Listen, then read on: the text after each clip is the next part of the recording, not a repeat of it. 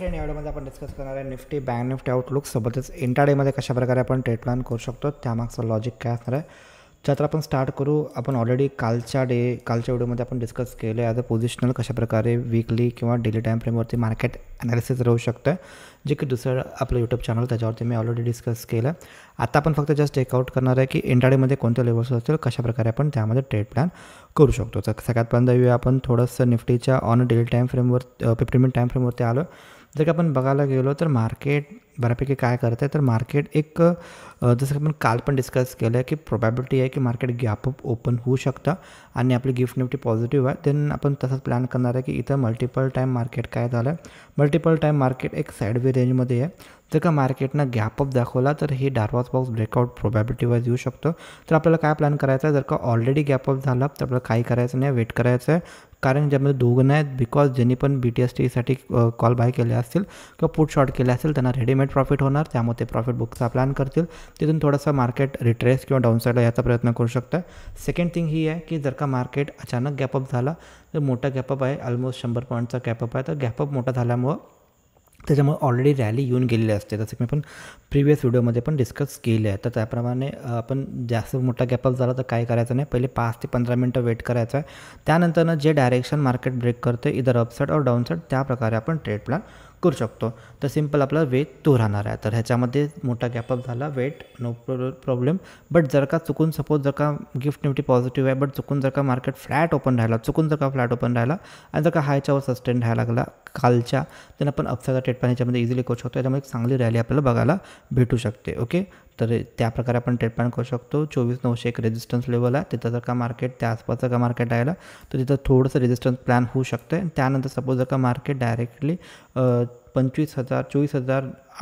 24,990 पासून 25,130च्या आसपास जर का आला, चुकून ह्याच्यामध्ये कुठल्या प्रकारे निगेटिव्ह प्राइस ॲक्शन बनला तर दोन सिनारिओ राहतील, एकतर मार्केट साईडवे राहू शकतं किंवा मार्केटमधून रिव्हर्सल घ्यायचा प्लॅन करू शकतो. तर आपण ह्या लेवलच्या आसपास जर का निगेटिव्ह प्राइस ॲक्शन दिसला तर आपण त्यामध्ये रिव्हर्सल ट्रेड प्लॅन करू शकतो.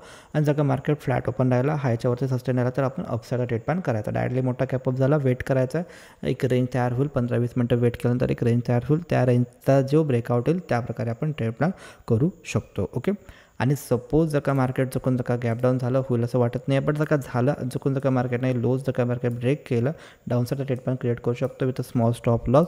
बट ह्याच्यामध्ये जर का आपण बघायला गेलो डाऊनसाईडला तर डाऊनसाईडला स्पेस चांगली आहे. याच्यामध्ये सपोज जर का चुकून जर का मार्केट ह्या एरियामध्ये आला 24,672 पासून 24,745च्या आसपास जर का आला, पॉझिटिव्ह प्राइस ॲक्शन दाखवलं तर आपण अपसाईडचा ट्रेड प्लॅन करू शकतो. किंवा सपोज जर का मार्केट 24,565 पासून 24,600च्या आसपास जर का आला, पॉझिटिव्ह प्राइस ॲक्शन दाखवला तरी पण आपण अपसाईडचा रेट प्लॅन करू शकतो. सपोज जर का मार्केट फ्लॅट ओपन राहिला आणि जर का मार्केटने हे लोज जर का ब्रेक केला देन आपण डाऊनसाईडचा ट्रेड प्लॅन करायचा, हाय जर का ब्रेक केला अपसाईडचा ट्रेड प्लॅन करायचा. डायरेक्टली मोठा गॅप अप किंवा मोठा गॅप डाऊन काही करायचं नाही, 10-15 मिनिटानंतर जे रेंज ब्रेक होईल त्याप्रमाणे डायरेक्शन प्लॅन करायचा.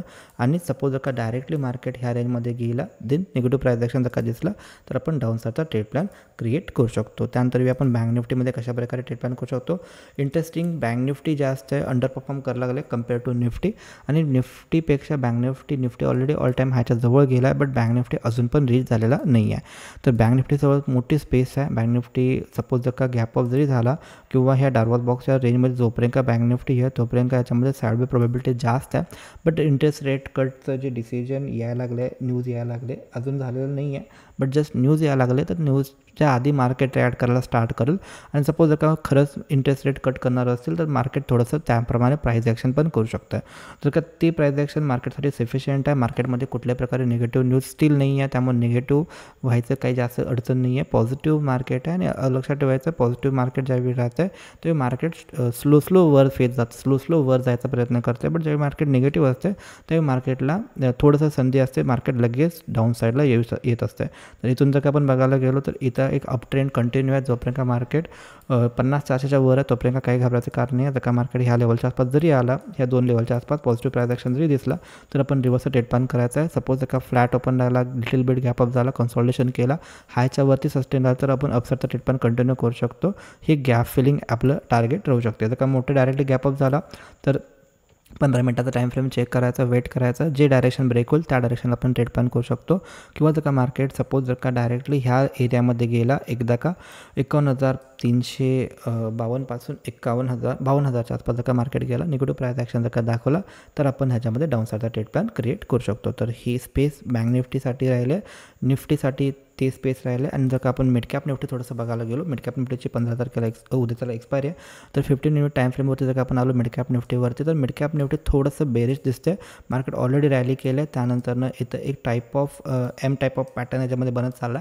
बट जर का ह्याच्या खाली जर का डायरेक्टली गॅप डाऊन झाला, चुकून जर का ह्या लेवलच्या आसपास कुठं पण आलं, जे की 12,900 पासून 12,911चं जे लेवल आहे, 896 पासून 911चं जे लेवल आहे, आणि सेकंड लेवल यायला आले 12,874 पासून 12,882च्या आसपास. जर का ह्या लेवलच्या आसपास कुठं पण आला, पॉझिटिव्ह प्राइस ॲक्शन जर का दिसला तर आपण रिव्हर्सल ट्रेड प्लॅन करू शकतो.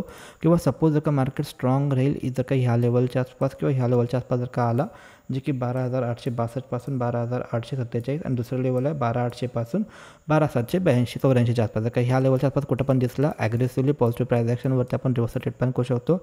बट ह्या लेवलच्या आसपास जर का दिसला, थोडंसं डिफेन्सिव्ह जायचं आहे. आणि इन केस सपोज जर का गॅपअप झाला तर हा पण गॅपअप होऊ शकतो. जर का मार्केट ह्या लेवलच्या आसपास जर का आला, 13,092 पासून 13,048 आसपास जर का आला, निगेटिव्ह प्राइस ॲक्शन दिसला, तर रेंज बाउंड जाऊ शकतो किंवा डाऊनसाईडचा ट्रेड प्लॅन करायचा याच्यामध्ये. तर ह्या एरिया आणि दुसरा एरिया हा यायला 13,018 पासून 13,037च्या आसपास. तर व्हेरी लाईकली हा एरिया जास्त निगेटिव्ह आहे.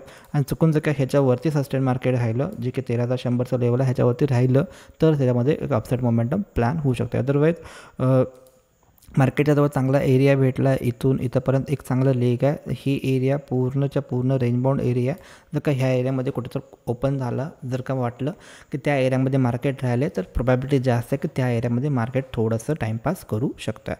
आणि जर का याच्यामध्ये काय पण चेंजेस असेल, तर आपलं जे फ्री टेलिग्राम चॅनल आहे त्याच्यावरती तुम्हाला जरूर अपडेट भेटतील. भेटू आपण नेक्स्ट व्हिडिओमध्ये. तोपर्यंत जय हिंद, जय महाराष्ट्र.